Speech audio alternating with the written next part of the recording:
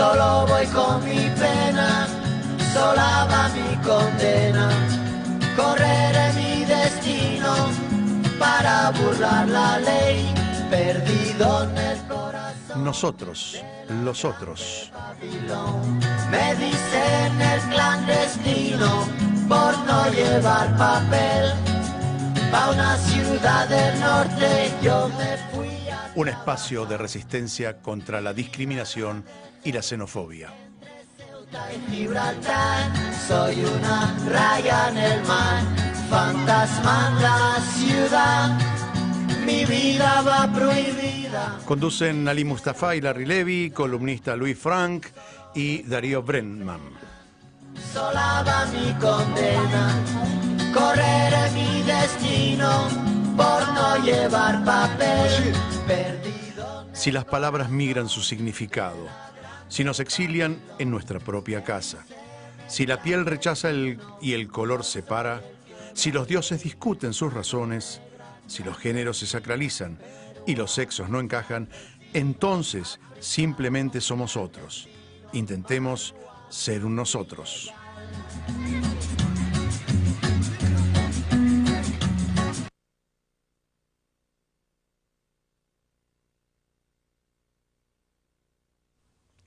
¿Qué tal? Buenas tardes. ¿Cómo estás, Larry? ¿Qué tal, audiencia? Buenas tardes, Ali. ¿Cómo estás vos? Bien, hoy un programa especial con gente de la Garganta Poderosa, un espacio, una revista que ha nacido de lo más bajo, de donde el barro se subleva, de las villas, y ha sido todo un suceso que se diseminó por todas las villas de la ciudad de Buenos Aires. Se transformó en una especie de movimiento social. Hoy vamos a contar con representantes de esa revista. Hoy, 29 de agosto, Día del Abogado. Ah, sí, saludamos hoy. Yo, ¿sabes lo que puse a mis amigos abogados? Sí. Dije hoy, feliz Día del Abogado, una profesión peligrosa de riesgo de divorcio entre los códigos y la realidad. Hay un chiste que circula que dicen... ¿qué hacen 5 abogados encadenados en el fondo de un río? Ni idea. Es un buen comienzo. Saludo a todos los amigos abogados que en algún momento seguramente los vamos a necesitar.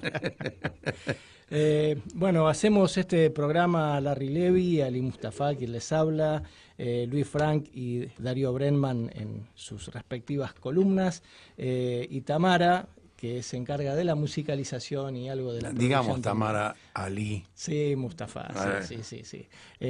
Bueno, hoy es un buen día también para hacer algunos agradecimientos a nuestros oyentes que nos siguen permanentemente, nos siguen a través de las páginas de Facebook, que sabemos que están del otro lado, y para eso les volvemos a repetir el WhatsApp para que nos manden sus mensajes. Es el 11 32 43 22 51. Repito, nuestro WhatsApp es 11 32 43 22 51. Ahí nos pueden mandar saludos, propuestas, sugerencias, críticas. También aceptamos críticas. Y queríamos dedicarle este programa a ellos, a nuestros afectos, a la gente que nos acompaña en esta tarea, que no están de este lado del escritorio, no están de este lado del micrófono, sino están del otro lado haciéndonos el aguante permanentemente. Sí, aparte de saludarlos, también compartir con ellos algunas de las, podríamos decir, angustias que uno va viviendo en lo cotidiano.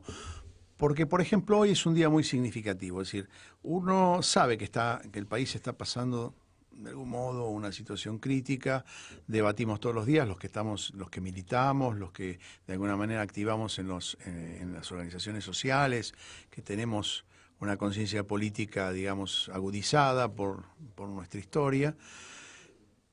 Tendemos a maximizar cada uno de los eventos que se van produciendo, que el dólar aumenta, que las mentiras del gobierno, en fin, es un poco la batalla cultural día a día. Pero me parece que hoy se han producido algunos eventos que marcan o se pueden convertir, no quiero tampoco hacer futurología política, pero que pueden servir para hacer de bisagra. Yo creo que son dos los acontecimientos. Uno se produjo ayer y el otro es hoy, Voy a empezar por el de ayer por cuestiones cronológicas, no por importancia, pero yo le atribuyo una gran importancia. La ruptura de la CGT o el alejamiento de los Moyano pareciese parte de un libreto de peleas entre matones, entre peces gordos, ¿sí? Los gordos de la CGT, como se suele decir. Sin embargo, hay tantas cosas puestas en juego en eso, que me parece que esa ruptura y ese acercamiento de Moyano a la CTA y a los factores más combativos de las organizaciones obreras sindicales, me parece que marca un rumbo diferente. Me parece que los Moyano, especialmente Hugo, tiene un olfato político interesante, más allá de que uno pueda estar de acuerdo con las formas, los modos, políticamente, no políticamente, pero me parece que el olfato político que tiene Hugo Moyano hace que vea o escuche o presienta que las bases están desbordando a la dirigencia. Totalmente. Y me parece que como hecho significativo, buscar una alianza estratégica, como todo lo que es en política, uno negocia, va, da, recibe. Me parece que la actitud de Moyano de alguna manera conduce a una nueva actitud del movimiento obrero, a una nueva potencia, y me parece que en los futuros días, en los próximos días no muy lejanos, se presenta aparentemente una primera huelga. El 24 de septiembre está programada. No, esa es la de la CGT. La gente de Moyano y la gente de la CTA están programando un paro de 3 días. Mucho más próximo. Sí. Y pareciendo un reflejo, la CGT dice, bueno, vamos a ver qué hacemos el 25 de septiembre. Me parece que, como lo que hizo hasta ahora siempre la CGT, fue dilatar los tiempos de tal manera de ganar y ver qué podía en ese lapso negociar para no... Para el 25 de septiembre va a estar Macri en la Asamblea de Naciones Unidas explicando las bondades de este gobierno, así que el paro es oportuno en ese momento, porque la primera pregunta cuando salió la noticia de que CGT le va a hacer el 24, ¿por qué el 24? ¿Por qué esperar tanto? Hasta yo hice un chiste cínico, bueno, hágalo el 10 de diciembre el paro, ¿no? Pero tiene su motivo político, o sea que las agendas políticas están coordinadas, hay ciertos equilibrios que se están buscando y me parece que la participación de los Moyano en la CTA están traccionando a la otra CGT para que también tome alguna medida, porque de esta forma quedarían fuera de todo proceso de negociación laboral con el gobierno. Bueno, creo que se les está agotando el hilo en el carretel, claro, ¿no? Es decir, la posibilidad de negociar del triunvirato está muy mellado, está muy gastado, está muy ajado y me parece que las bases empiezan a desbordar. Esto que fue un deseo de todos los militantes durante mucho tiempo, que espera la CGT, que espera la CGT. En realidad la CGT no esperaba nada, la CGT estaba dispuesta a tirar del hilo cuanto pudiese. Claro. Solamente la tracción de las bases, y en este caso de las organizaciones paralelas, están de alguna manera poniendo en jaque la estrategia de aguante y de negociación con el gobierno. Yo creo que a esta altura del partido es difícil poner en el gobierno alguna gota, alguna gotita de esperanza con respecto a un cambio de rumbo, sobre todo en lo que respecta a la clase obrera, lo que pueda tener que ver con los avances de la clase obrera. Por lo tanto, digo, se les está venciendo el tiempo a la CGT, al triunvirato. Hay una elección que deben realizar dentro de no mucho tiempo. Se hablaba de eliminar la figura del triunvirato para convertir en un secretario general. No sé qué es lo que está pasando. Hoy me enteré, yo no lo sabía en profundidad, hay 362 organizaciones peronistas. Eso también habla de una dispersión importante entre la dirigencia que no atiende a las necesidades del conjunto de la clase obrera. Me parece que ese es el tema principal, ¿sí? No nos tenemos que olvidar que en los 80, cuando gana Alfonsín las elecciones y el peronismo en su conjunto estaba en la misma situación política que hoy, no controlaba ni el gobierno nacional, ni la provincia, ni la ciudad de Buenos Aires, ni los municipios, ni muchos de los municipios más importantes del conurbano. El peronismo comenzó un proceso de renovación de la mano primero del MUSO, el Movimiento Unidad, Solidaridad y Organización, que encabezaba Cafiero y otros líderes, hasta transformarse en lo que fue la renovación peronista de corte democrático, liberal, popular, democristiano, ¿no? Pero que le sirvió mucho al corrección peronismo, democrática, digamos, para pintarlo. Sí, que le sirvió mucho al peronismo para refrescarse. Surgieron muchos dirigentes muy importantes en ese momento. Manzano es uno de ellos, Grosso, otro dirigente, que bueno, si bien era parte del establishment del macrismo, porque era parte de SOCMA en ese momento. De la génesis del macrismo, allá lejos, ¿no?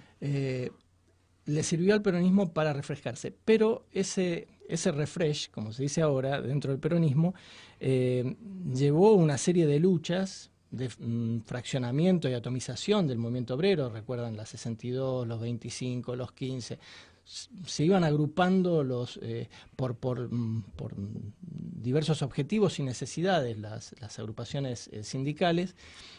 Pero todo eso confluyó en una renovación que pasó por 4 congresos, donde no escatimaron la voladura de sillas ni ninguna trompada, y hasta escupitajos hasta el mismo Carlos Menem, que fue en el Lola Membrives. Eso sirvió al peronismo para volver al poder, que no fue inmediatamente, no fue en el 85 que se volvió en el 87 con el triunfo en la provincia. Y si miramos los dos procesos políticos, no económicos, los dos procesos políticos, nos vamos a dar cuenta que aquí pasó lo mismo. Hay una similitud de circunstancias, porque aunque los tiempos son cíclicos, ¿no? Los tiempos son cíclicos, pero nunca vuelven con la misma intensidad, con los mismos personajes. Vuelven como farsa. Exactamente, primero como tragedia y después como farsa. Exactamente. Pero creo que y bueno, podemos decirle farsa, porque de pronto analizar a Pichetto y a su grupo disidente, entre comillas, o de peronismo correcto, no sé, tiene tantos sobrenombres que me cuesta ya memorizarlos. Me parece que eso es un cambio interesante. ¿Por qué es un cambio interesante? Porque ahora se juega una especie de neoperonismo, una especie de ya no renovación, sino de cambio de paradigmas dentro del peronismo. Y esta es una lucha intestina que nos pone a todos, porque, bueno, en última instancia es lo que se le critica al peronismo, que las internas peronistas se resuelven o se dirimen en el conjunto de la sociedad y en el conjunto del sistema político. Yo creo que como movimiento inevitablemente presente y nada muerto, como quieren algunos, estas cosas evidentemente. Al radicalismo le pasa algo parecido, es decir, su muerte o su agonía está transcurriendo, también dirimiéndolo dentro de los límites de la política hacia afuera del radicalismo. Porque todos estamos observando también quiénes son los radicales potables, quiénes son los que no. Un movimiento de renovación como alfonsinista como el de Leopoldo Moró, lo miramos al actor muchacho de los Midachi, Daddy Brieva. Daddy Brieva no. ¿Del CEL? No, tampoco, al tercero. ¿El Chino Volpato? No. Son los tres, ¿eh? Son los tres, entonces me estoy confundiendo de artista.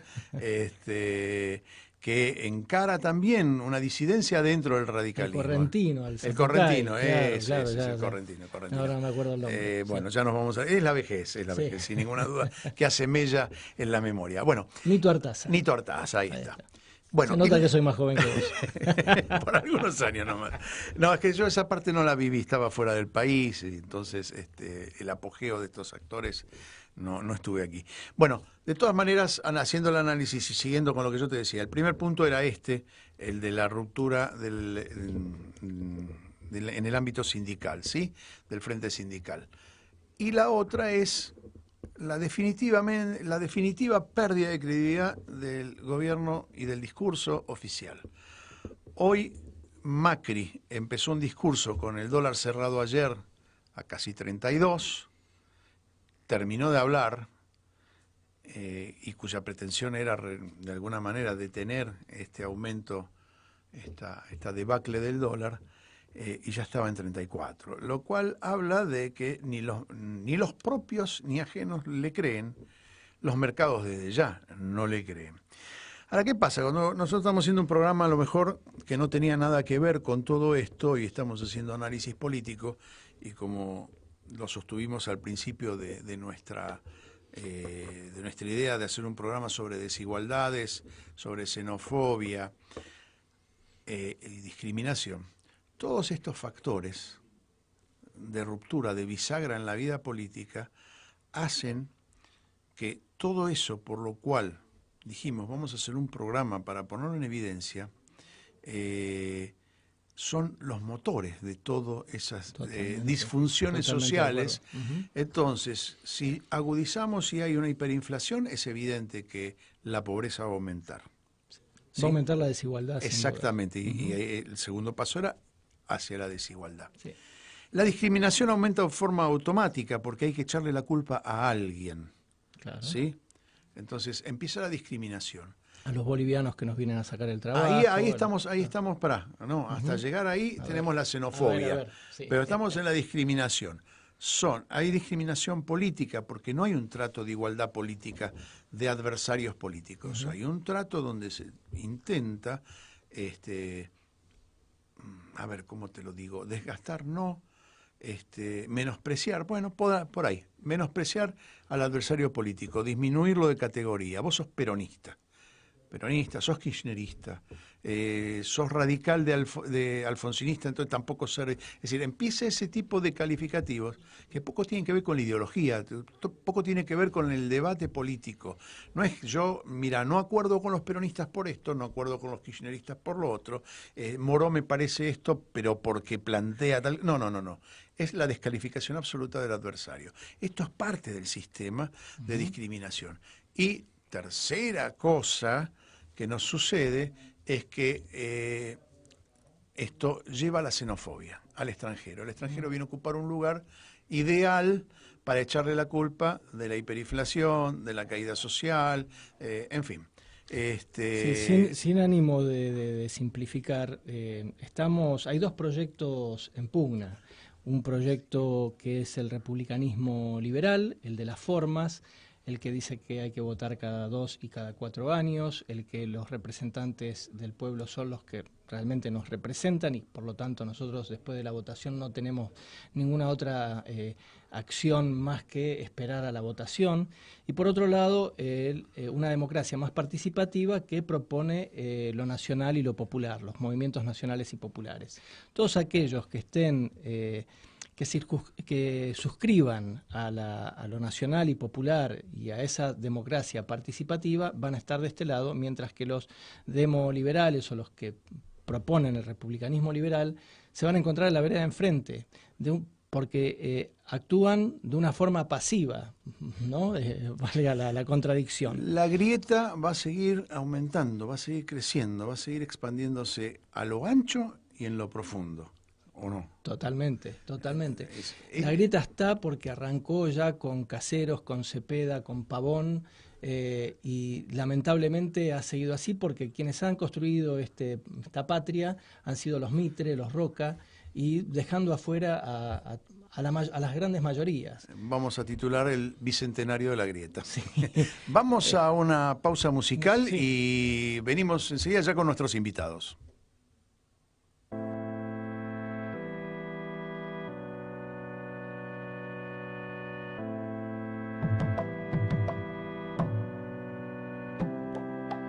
Sé que mis rimas a veces causan disgusto. Cuando mis neuronas corren hasta yo mismo me asusto. Mis respuestas pueden ser tan agresivas que hasta las letras me huyen porque tienen miedo de que las escriba. No tengo rifles para matarte, solo basta con la pista. Convierto letras en ideas como un ilusionista. En una línea te mato, te fracturo, te lesiono y en la siguiente te resucito cuando te menciono. Eso es parte de mi arte, que todo el mundo sepa que estas rimas son para ti sin tener que mencionarte. Y no lo hago para evitar el roce, lo hago para no hacerte famoso en los países donde nadie te conoce. Después de ver cómo se mueven las guerras y las guerrillas, ¿tú crees que le voy a tener miedo a tu pandilla? Dispara cuando quieras, raperito maleantoso. Aquí no gana el más maleante, gana el más ingenioso.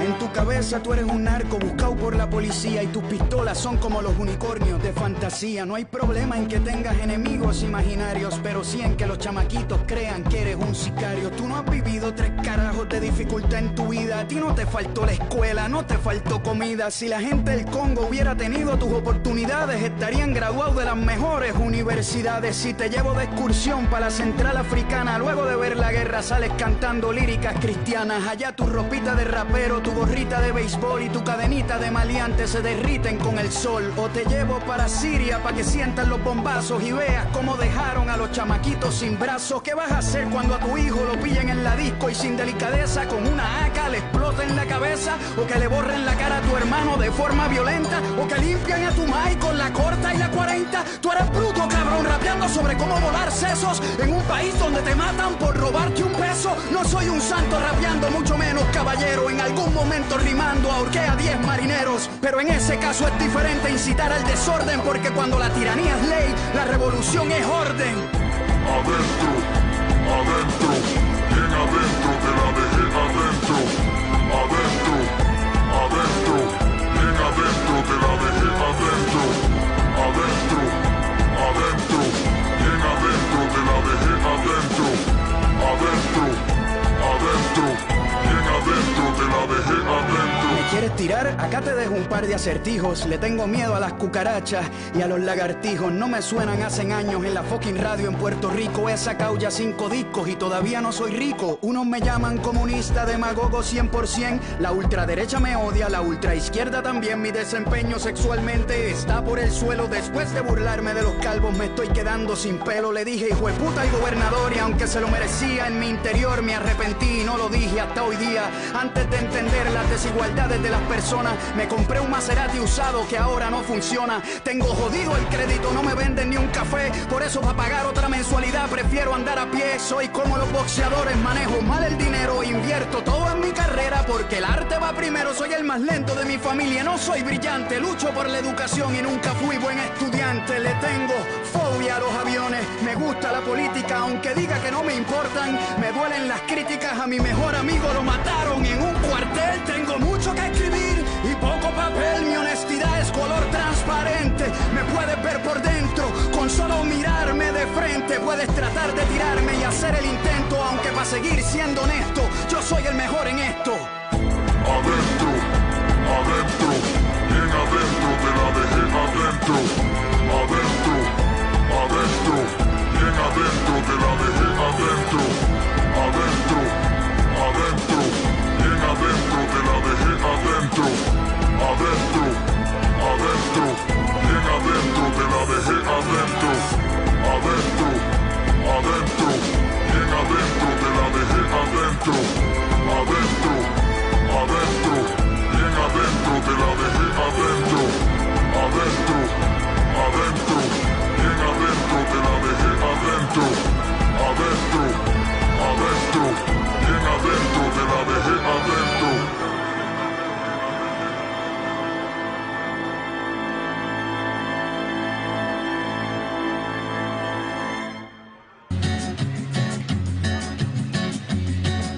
Solo voy con mi pena, sola va mi condena, correré mi destino para... Escuchábamos a René Pérez con Calle 13, el tema Adentro, un tema que habla de la desigualdad, que es nuestro motivo monográfico de hoy.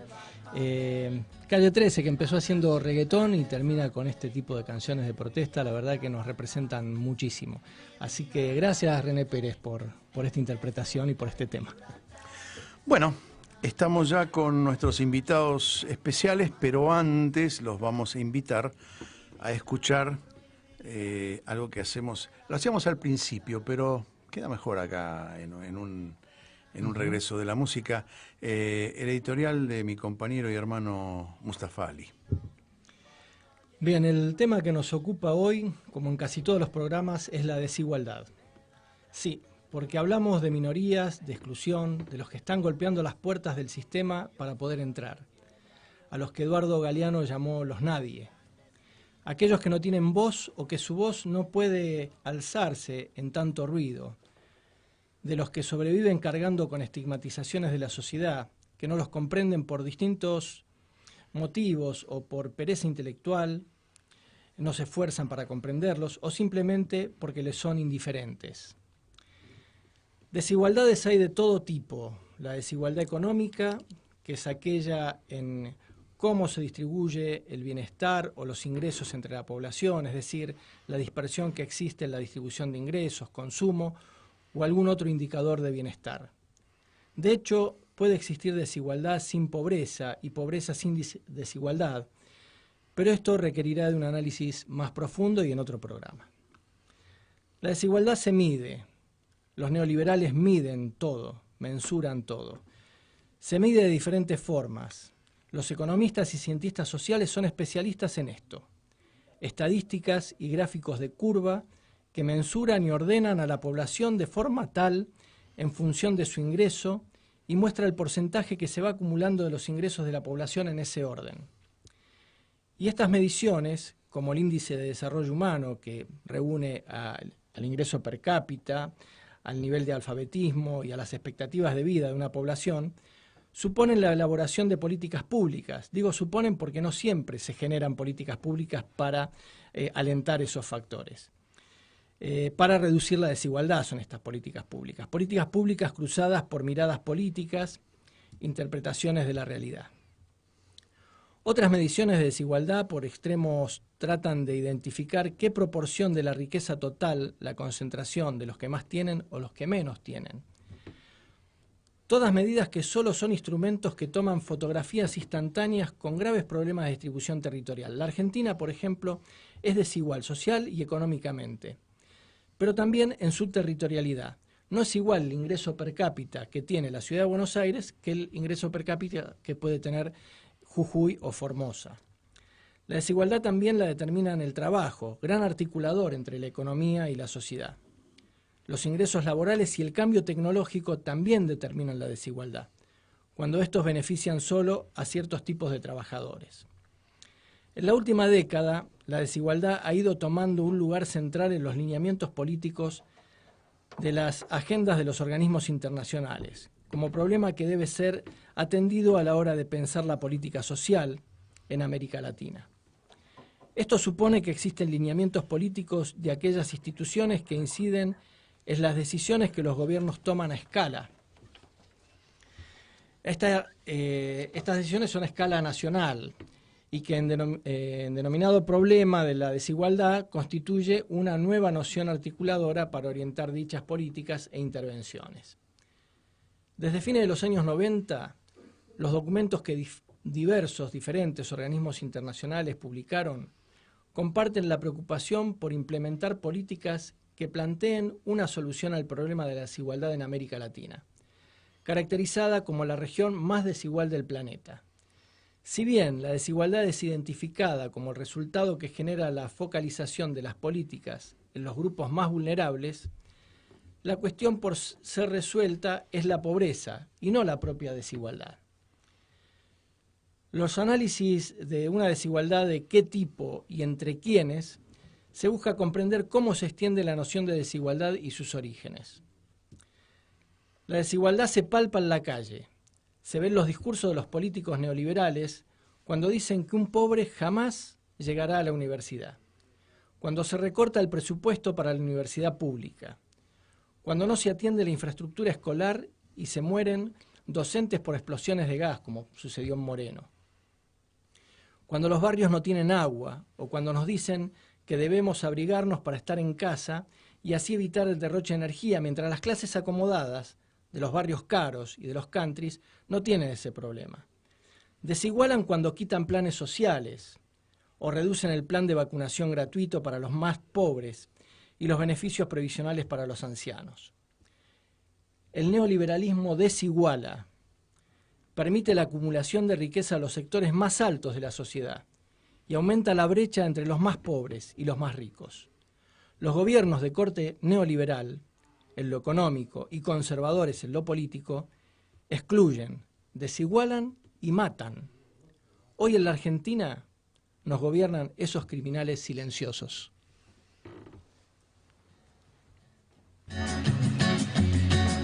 Solo voy con mi pena, sola va mi condena. Correré mi destino para burlar la ley, perdido en el corazón de la grande Babilón. Me dicen el clandestino por no llevar papel. Pa' una ciudad del norte yo me fui a trabajar. Mi vida la dejé entre Ceuta y Gibraltar. Soy una raya en el mar, fantasma en la ciudad. Mi vida va prohibida, dice la autoridad. Solo voy con mi pena, sola va mi condena. Correré mi destino por no llevar papel, perdido en el corazón de la grande Babilón. Me dicen el clandestino, yo soy el quiebra ley. Mano negra clandestina, peruano clandestino, africano clandestino, marihuana ilegal.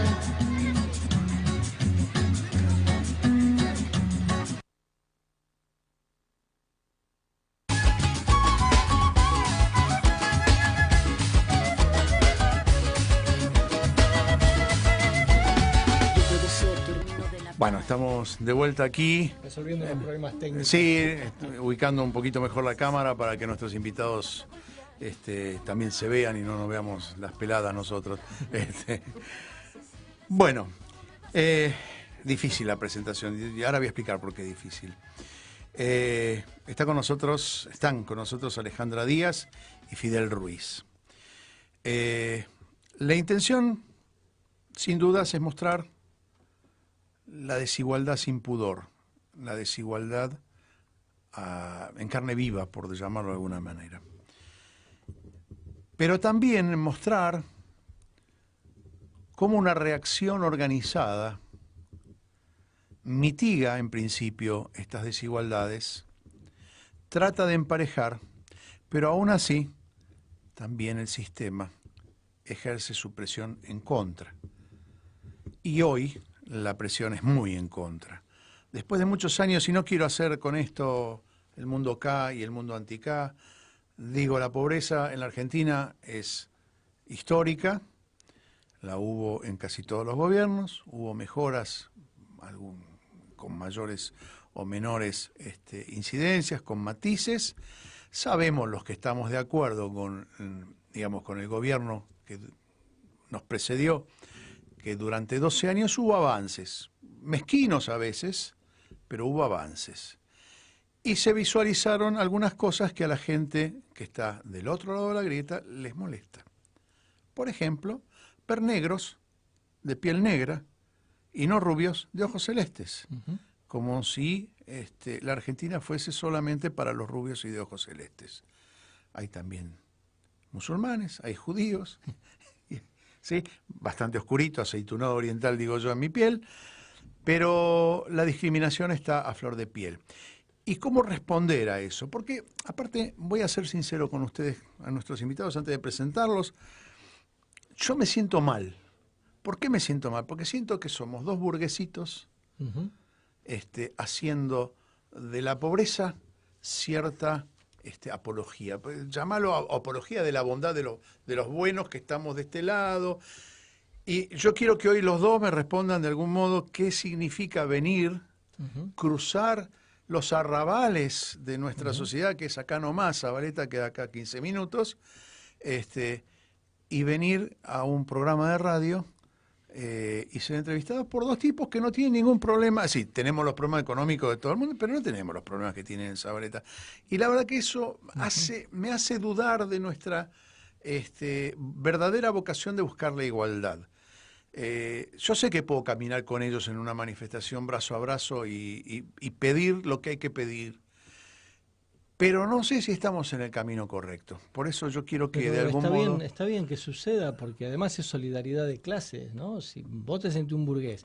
Yo lo que noto, por ejemplo, en las universidades del conurbano, se estudia mucho la pobreza, pero no se estudia la riqueza.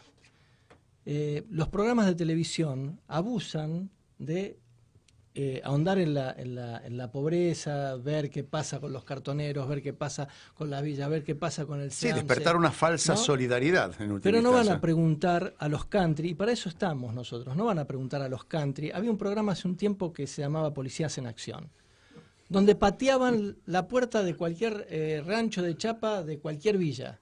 Y entraban, gritaban policía, había todo un acting donde terminaban estigmatizando aún más la pobreza. Pero nunca los vi patear la puerta de un country, donde están los verdaderos criminales y los verdaderos narcotraficantes y los verdaderos chorros del país. Sí, los que generan la desigualdad, sin ninguna duda. Bueno, estamos No con... sientas tanta culpa, porque para eso estamos... No sé si es culpa la palabra, me parece que la definición no es culpa, sino...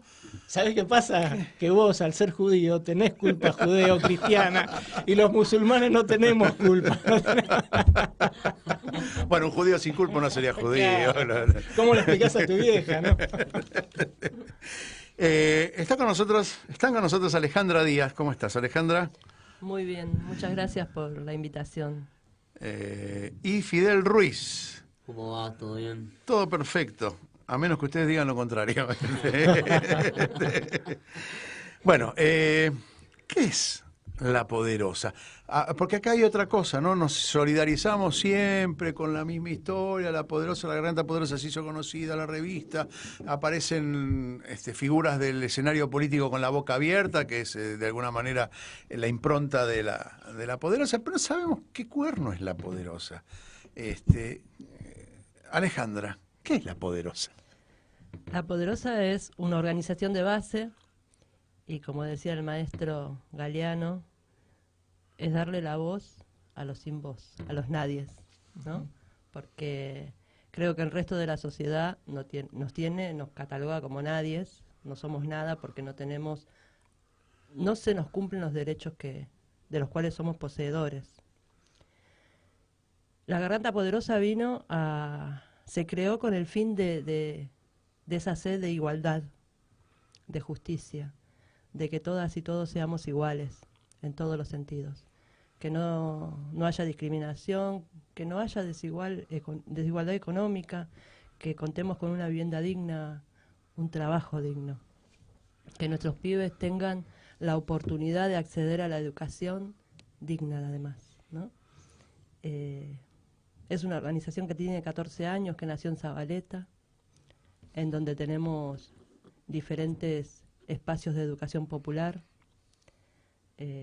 apoyo para niños de primaria, secundaria, apoyo de adultos, en donde, bueno, hoy lamentablemente tenemos que asistir a un velorio porque murió una de nuestras alumnas, compañeras, porque ellos nos dicen profe.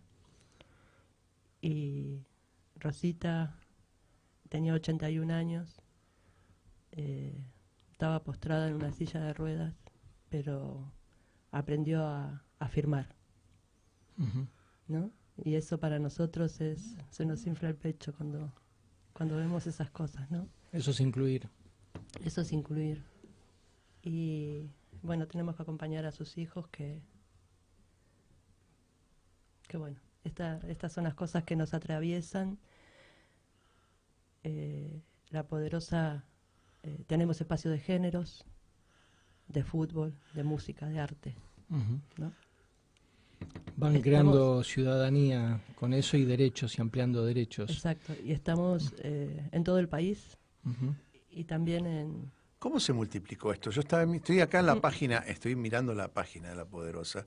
Veo Argentina, Bolivia, Brasil, Colombia, Chile, Cuba, México, Uruguay, Paraguay.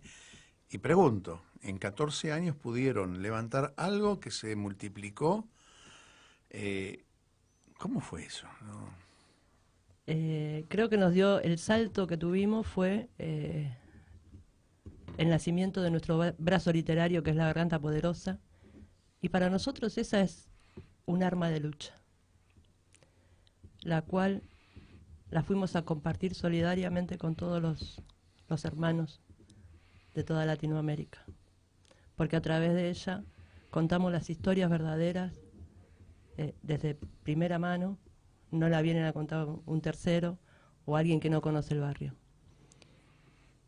Y ese fue el pretexto para también unirnos, organizarnos a nivel latinoamericano. Y casualmente tuvimos el foro. ¿Cuándo fue el foro? Hace menos de un mes. Social. A fines de julio. Sí. En donde estuvimos. O casi un mes, sí. Fue un foro multitudinario de hermanos de todos estos países. Además estuvieron los padres de 2 papás de las 43 víctimas de Ayotzinapa. Estuvo la compañera de Marielle, Sergio Maldonado, bueno, y muchas otras personas, ¿no? Qué sé yo, y es como abrazarnos y conocernos a pesar de la distancia, y ver que en otros países, en otros territorios también suceden cosas a otras escalas por ahí, pero tenemos las mismas problemáticas, qué sé yo, desalojo en Colombia, la droga, la muerte. Alejandra, los últimos 2 años y medio en Argentina hubo un cambio importante, pero no solo en Argentina, también Brasil. Colombia sigue con una trayectoria bastante neoliberal. ¿Ustedes sintieron el cambio? Sí, por supuesto. Por eso fue la idea de hacer en Brasil este foro. Fue con esa intención también por el problema de la región, ¿no? Uh-huh. Fidel, tu participación en La Poderosa, ¿cómo la podés relatar? Y es bastante larga. ¿Cómo empezaste? Pero vos sos muy joven. Yo tengo 23 años, arranqué en La Poderosa a los 9 años, en 14 años, en espacio de fútbol popular, entendiendo por inercia o sin conciencia de lo que estaba haciendo, que me estaba organizando con mi grupo de amigos, pensando en un fútbol diferente, en un fútbol inclusivo que sea más allá del deporte, sino que sea unas mini asambleas para discutir, interpelar y consensuar cosas que a nosotros nos estaba pasando en los barrios, digamos. Y eso por ahí también resume un poco lo que es La Poderosa. La Poderosa es las asambleas populares, es el intercambio de saberes, es esa comunicación de la palabra, esa formación mutua que hasta en el momento no había, pero no es que no había porque el barrio no lo quería. No había porque siempre hubo una mezquindad política y un ego personalista que hizo que nunca se vea el lado bueno de nuestro barrio, que es la organización popular. Digamos, cuando nosotros decimos que reivindicamos a las villas, no la reivindicamos por su precariedad, la reivindicamos justamente por esa organización popular y por haber sobrevivido a todas las catástrofes sociales y políticas y económicas que atravesaron nuestro barrio. Y así me fui formando yo en un espacio de fútbol popular, digamos, de escuchar los discursos del Che hasta saber la historia de mi barrio, porque si hay algo que siempre nos quisieron esconder fue la historia de nuestro barrio. Entonces, así fue mi participación y así empezó a resurgir esta semilla que hoy me trajo hasta acá, pero me trajo hasta acá por esta manera de construir colectivamente y sin que venga un iluminado de afuera a decirnos cómo tenía que luchar. Al contrario, que venga con la mochila media vacía y que se sume a esta organización popular que es La Poderosa. Pero La Poderosa no es La Poderosa es el barrio, digamos. La Poderosa no le enseñó a luchar al barrio, el barrio le enseñó a luchar a La Poderosa, haciéndole saber de que la Unión Latinoamericana no existió ahora, no existió hace 20 años, existió siempre. En nuestro barrio siempre hubo Unión Latinoamericana, siempre convivieron la comunidad paraguaya, la comunidad boliviana, la peruana. Entonces, si nosotros vimos esa Unión Latinoamericana en nuestros propios territorios, creemos que la Unión Latinoamericana puede ser de verdad. ¿Qué pasa cuando escuchan desde afuera, los bolivianos nos vienen a robar el trabajo, los paraguayos trabajan mejor que los argentinos son vagos? ¿Qué pasa con todo ese discurso estigmatizante, ese discurso discriminador, xenófobo? ¿Qué pasa con ustedes? ¿Qué pasa dentro del barrio con ese discurso que se traslada a los medios? Porque, es decir, lo vamos a ver en Clarín, lo vamos a ver en Nación, un relato discriminador, xenófobo. ¿Cómo lo viven ustedes? ¿Lo charlan, lo dialogan, lo llevan al consciente de alguna manera, lo debaten? ¿Cómo es la historia? Sí, nosotros, digamos, en todos nuestros espacios de educación popular, en todas nuestras asambleas lo hablamos, porque, digamos, nosotros arrancamos, como te decía antes, en un espacio de fútbol popular, en donde la primera regla fue dejar de decirnos boliviano y paraguayo. ¿Por qué? Porque a nuestros compañeritos les dañaba. ¿Por qué? Porque en toda la época de los 90, cuando creció mucho la crisis, también era el mismo discurso de los que vienen de Bolivia nos vienen a robar nuestras tierras, los que vienen de Paraguay nos vienen a robar nuestro trabajo, los que vienen de Perú nuestra salud, y esa fomentación del discurso de Reta hizo que haya mucha violencia en nuestro barrio, haya mucha discriminación, y que sea solamente una disputa, una pelea del sector, que solamente quedaba en el sector. Con tal, hacia la afuera se seguía discutiendo las mismas cosas, y hacia la adentro nos estábamos haciendo mucho daño. Entonces, para nosotros era muy importante empezar a poner esas reglas, empezar a respetarnos, mirarnos a las caras, consensuar, digamos, que no haya nadie que esté decidiendo por el otro, sino que colectivamente, y eso es lo que estamos haciendo y lo que venimos haciendo hace 14 años y lo que venimos haciendo hoy fuertemente, porque están redoblando el discurso de la xenofobia, y porque cada 2 segundos tengo que estar llevando materiales de todo lo que viene pasando, y hasta imagínate que este fin de semana laburamos de toda la discriminación que está pasando en Alemania, con toda esa violencia que están ejerciendo contra los inmigrantes, digamos, que los están corriendo por todas las calles de Alemania, acusándolo de ladrones, de violentos, y es algo que nosotros llevamos a todas nuestras rondas para que nuestros pibes no crezcan con esa manera de prejuzgar, y que no crezcan con esa violencia y con ese rencor de tener al lado como un enemigo y no como un compañero. Es notable escucharte, Fidel, 23 años, y hablas como un dirigente político. ¿Estudiás? Ahora no. No, pero evidentemente tenés una formación política y una conciencia de la realidad muy, muy palpable, ¿no? Por lo que vos decís, por lo que comentaba Alejandra también, se puede decir que en las clases populares la cooperación, ¿no?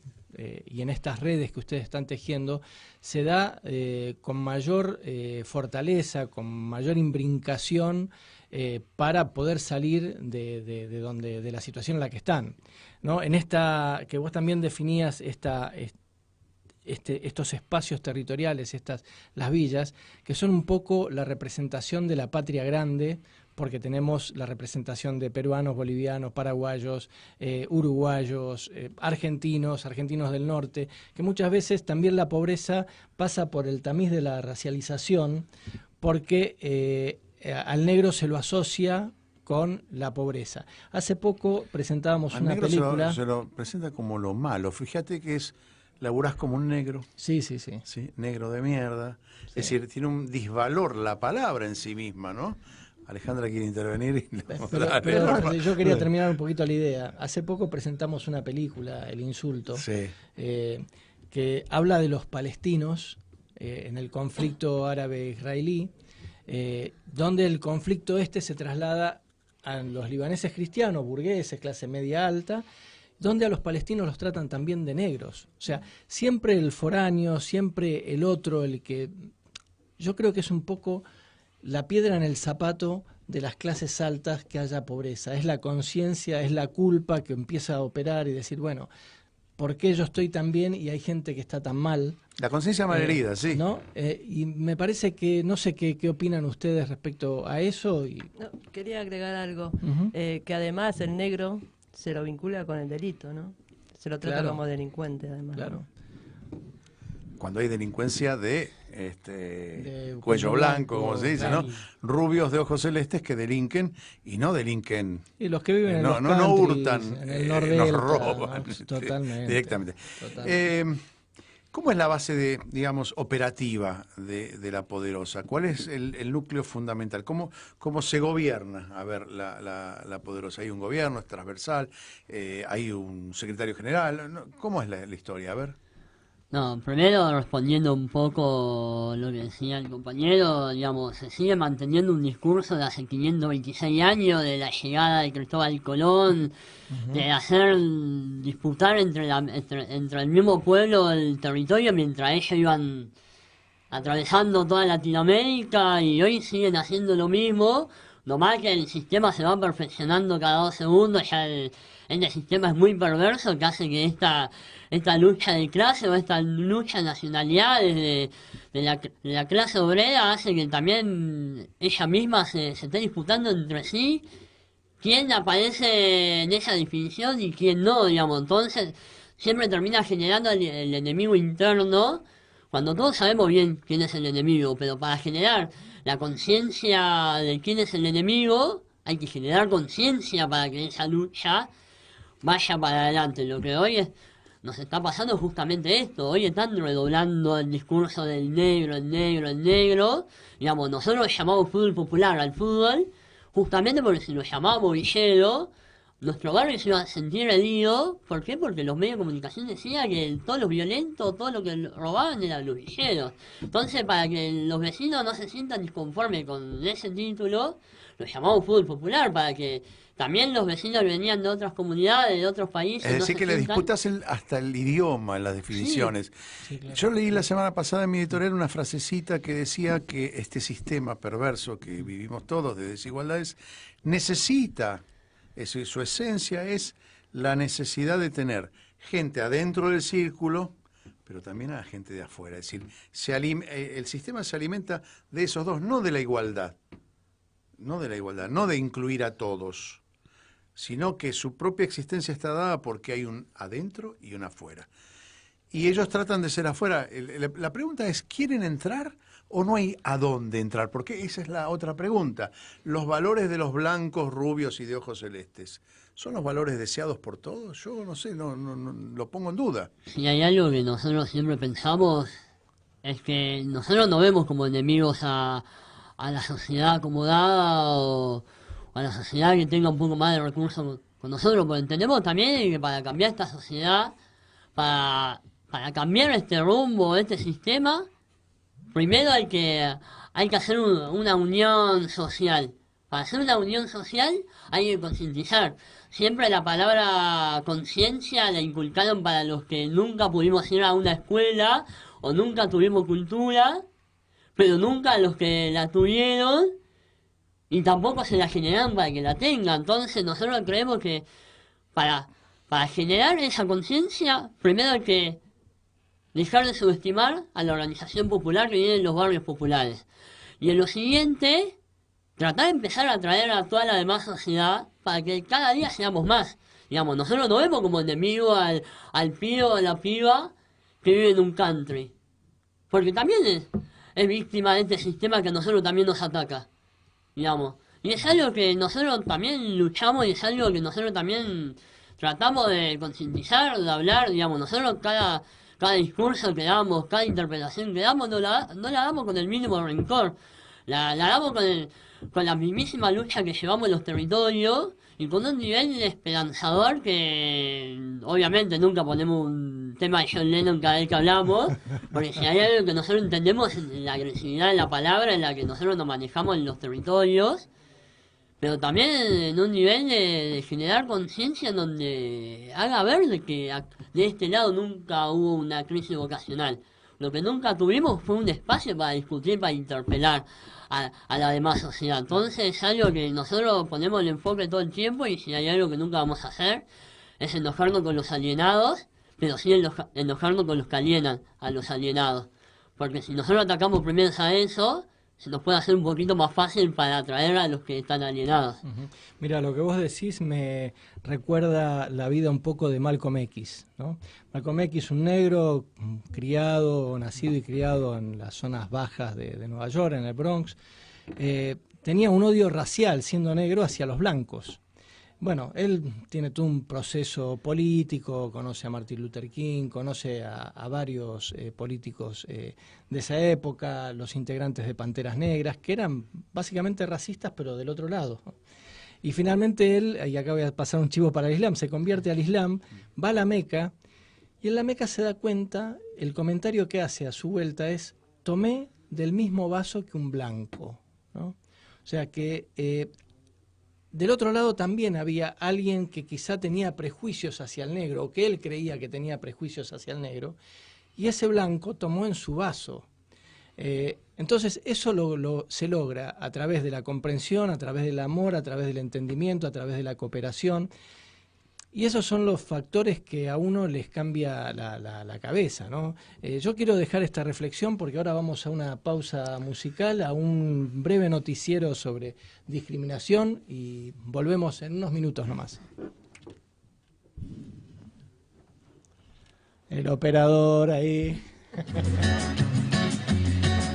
Solo voy con mi pena, sola va mi condena.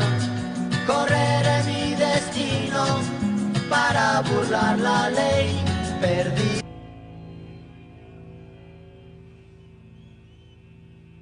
Esto nos concierne a todos. Si tienen un pinche primo judicial, un primo delegado, un pinche primo corrupto, mándenlo a la verga. Eso se llama Gimme the Power y el cambio está en nosotros mismos. Ahí les va. ¿Cómo dices mamadas, güey? Se la peda ahí, la rola. Por eso me cae en este pinche drogadicto, güey.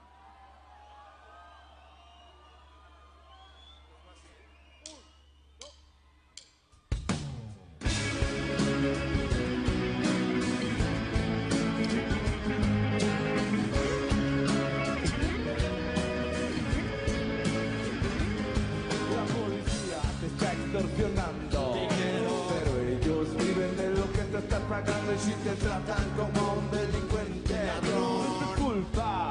Dale gracias al regente, hay que arrancar el problema de raíz y cambiar al gobierno de nuestro país, a la gente que está en la burocracia, esa gente que le gustan las migajas. Yo por eso me quejo y me quejo, porque aquí es donde vivo, yo ya no soy un pendejo que no guarda los frutos del gobierno. Hay personas que se están enriqueciendo, gente que vive en la pobreza, nadie se gana porque nadie interesa. La gente de arriba te detesta, o hay más gente que quiere que caigan sus cabezas y le das pa' poder al poder. Más duro te van a venir a coger porque fuimos, somos pobres porque nos manejan mal.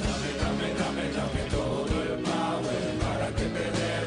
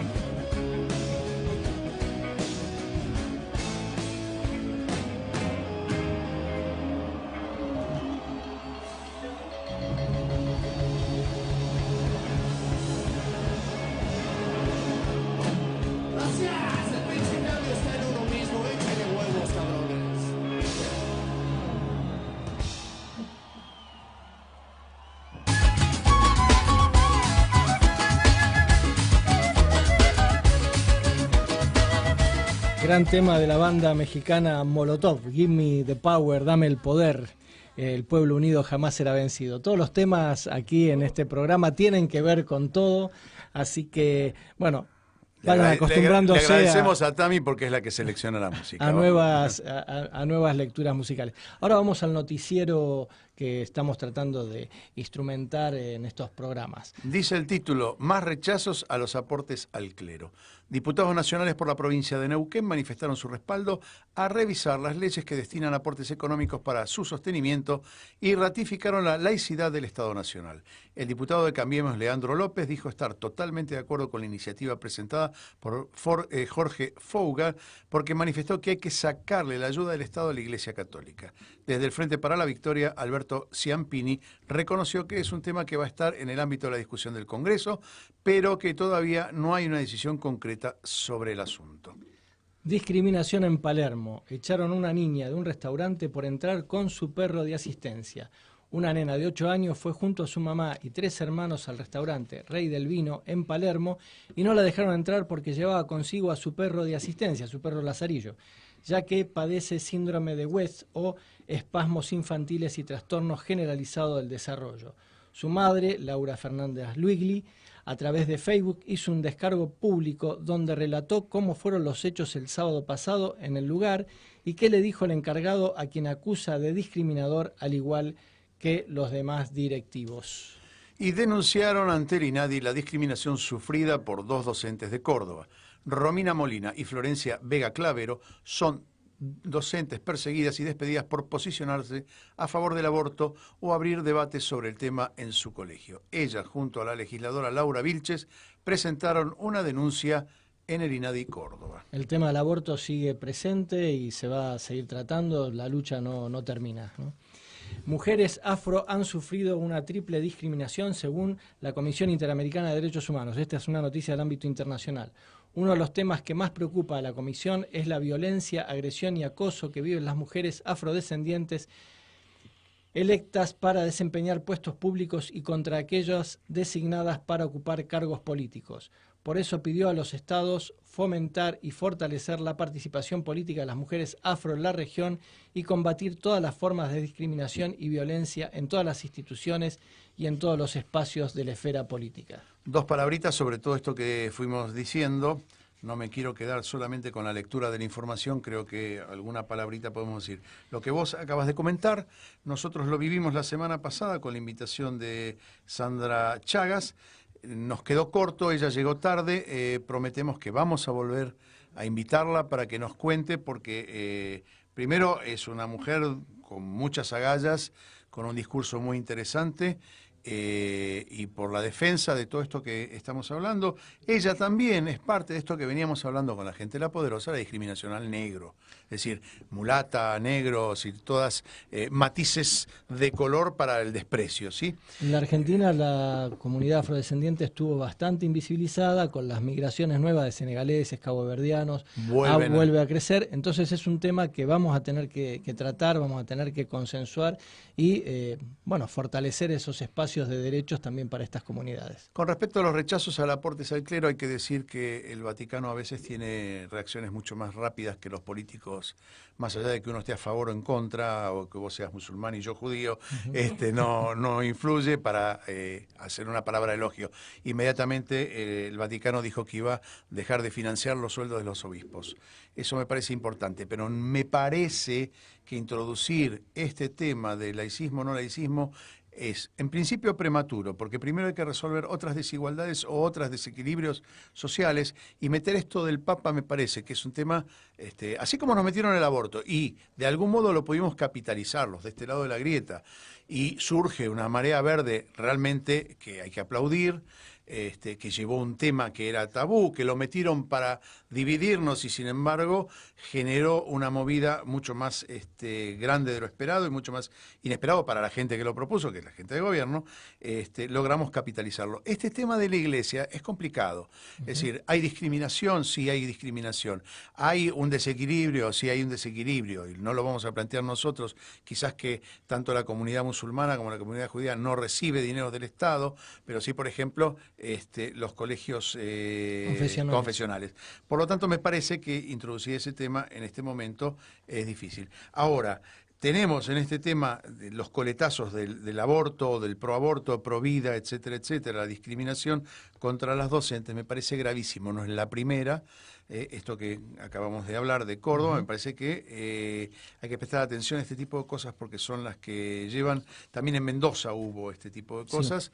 Sí. Es más, no me acuerdo en qué provincia estaban tratando de hacer fuerza para evitar el aborto de una chiquita discapacitada que había sido violada. Y hoy en San Juan un profesor universitario también hizo un comentario homofóbico que aparentemente el Consejo Superior está tratando el tema para desafectarlo del... Bueno, una última palabra sobre esto. Durante 12 años, más allá de todos los desaciertos que pudo haber, el acierto del matrimonio igualitario, el reconocimiento de la identidad sexual, la identidad de género, etcétera, etcétera. La ley 25.871 de migraciones. Bueno, me parece que fueron adelantando a la sociedad. Hoy tenemos un retroceso, hay que saber defender esos avances que se produjeron durante esos años.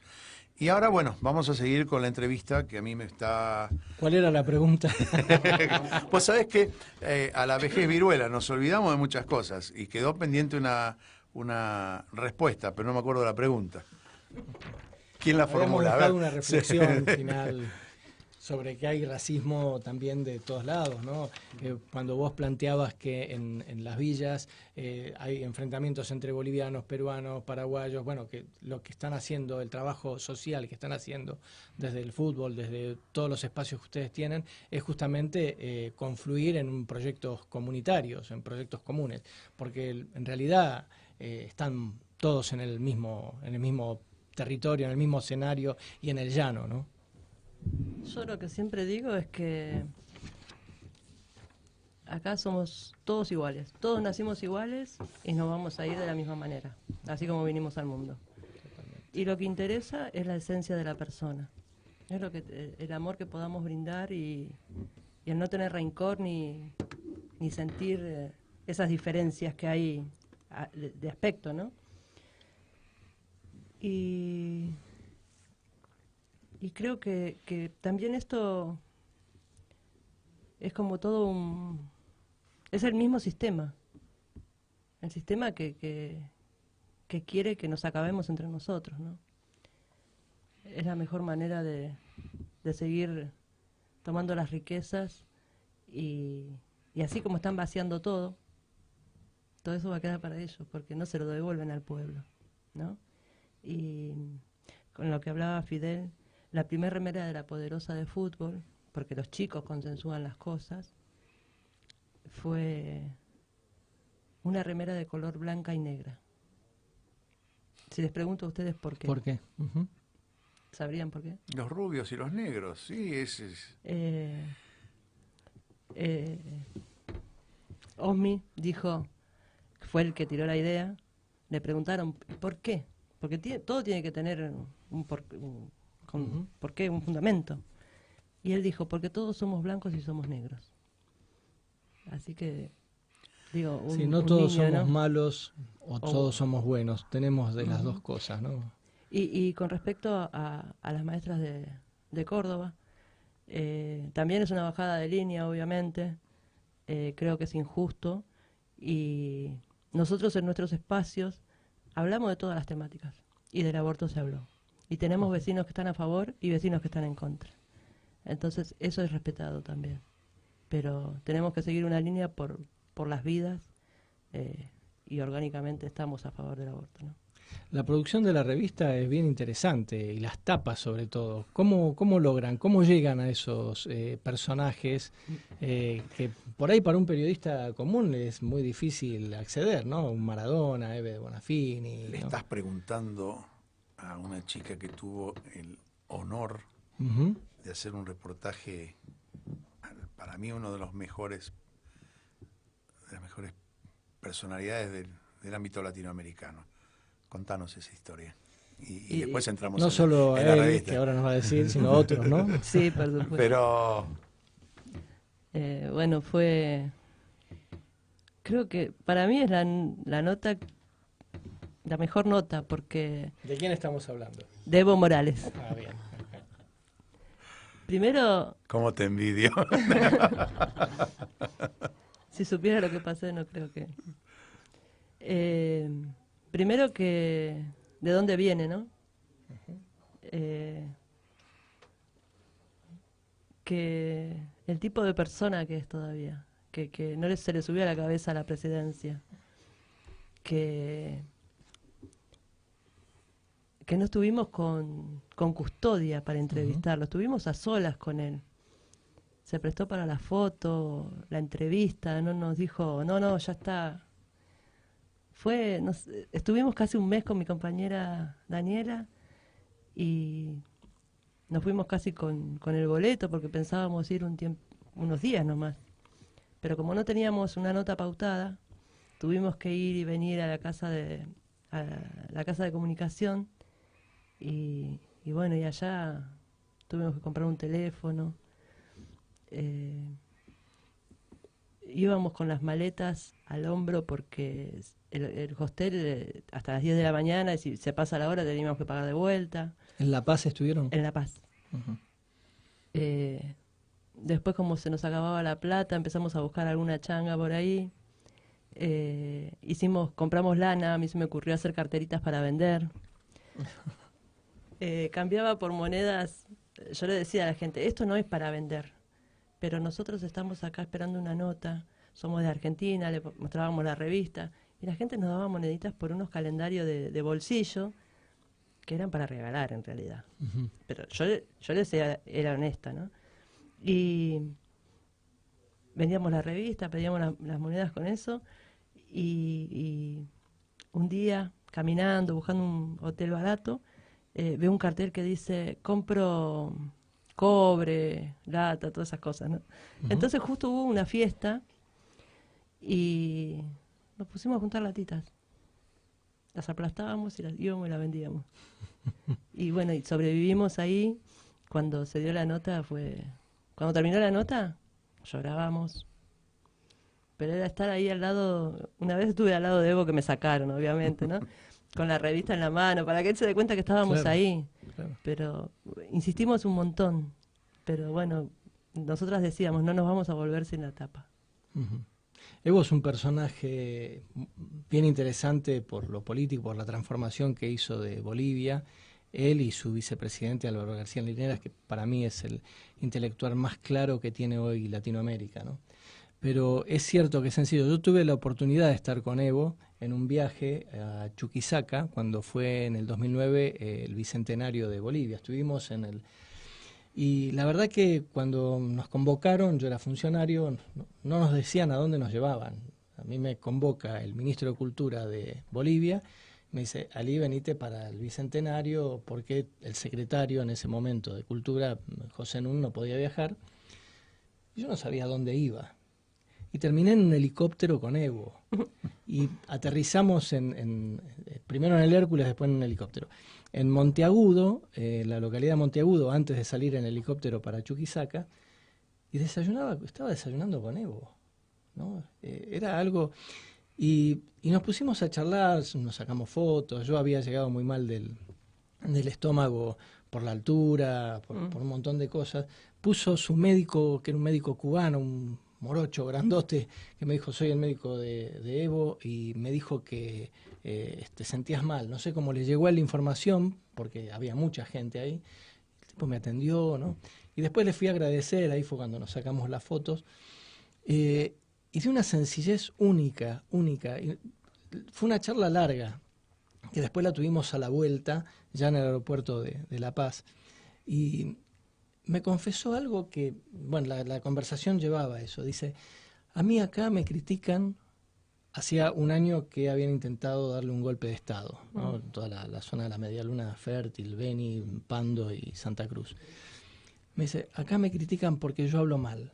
Dice, pero yo pienso en Aymara y tengo que esforzarme para hablar en castellano. Claro, esa confesión a mí también me dije, claro, sí es cierto. Uno lo ve como un criollo, ¿no? Pero él es un Aymara. Y yo pensaba en nuestros antepasados migrantes que vinieron de Siria, del Líbano, de Europa, de Italia, de España. Bueno, ellos no tenían tanto problema, pero sí los que no hablaban el castellano tenían que pensar en su idioma de madre para expresarse en el castellano. De una sencillez única y una claridad conceptual y una claridad política sin ninguna duda. Impresionante, impresionante. Bueno, las comunidades aymaras, quechuas en Bolivia estuvieron 5 siglos invisibilizadas. Y fue la lucha la que lo puso en ese lugar de hegemonía, ¿no? En términos gramscianos, estuvieron subordinadas durante 5 siglos, pero la lucha permanente del pueblo los ha puesto en una situación de hegemonía cultural y política. ¿Esto pasa más o menos igual con La Poderosa? Fidel hizo un comentario de los 500 y pico de años de que Colón descubrió América. Sí. Está buena la pregunta porque yo te voy a sumar otra después, pero está bien, dale. Porque... Sí, a nosotros nos pasa, digamos, nosotros creamos La Garganta justamente por todo eso, digamos. Nuestros barrios nacieron hace 50, 60 años y La Garganta nació en el 2011. Y no es que hubo 50 años de crisis vocacional en nuestros territorios, sino que no hubo una interpelación a los medios masivos para que le den voz a los que siempre quisieron expresarse, digamos. Nuestro barrio no es que estuvieron callados, no es que estuvieron silenciados, lo que nunca tuvieron un espacio para expresarse. Cuando nosotros, nuestros compañeros, empezamos a formar en comunicación, buscábamos en todos lados periodistas que salían de las villas, no había uno. Y ahí nos dimos cuenta que primero que no podían contar lo que les estaba pasando, no tenían forma. Sí, y también porque no es que nosotros nunca quisimos ir a la universidad porque no se nos encantaba, sino porque estuvimos sacando el agua de nuestras casas todos estos años. Y para nosotros era muy importante hacer La Garganta, era muy importante crearla, pensarla, digamos, no era poner un famoso y nada más. El famoso representa el grito de todas nuestras voces, de todos nuestros barrios, de todas nuestras injusticias, todas las reivindicaciones que pasan en los territorios. Para nosotros es eso La Garganta, digamos.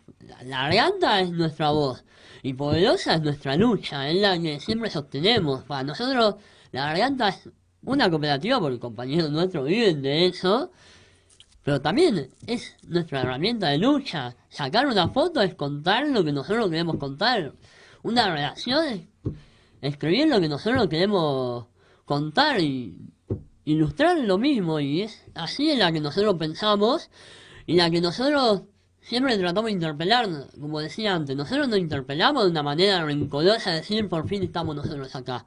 Sí, por fin estamos acá, pero mostrando lo que hace 50 años todos nos quisieron mostrar. Digamos, nosotros reivindicamos eso, periodistas en los barrios y un montón. Hubieron muchas radios comunitarias, muchos diarios comunitarios, pero siempre quedó en las noticias informativas a los mismos vecinos del territorio, digamos, y nosotros queríamos trascender, pero no de un lugar ególatra, sino de un lugar donde elegí la interpelación nacional.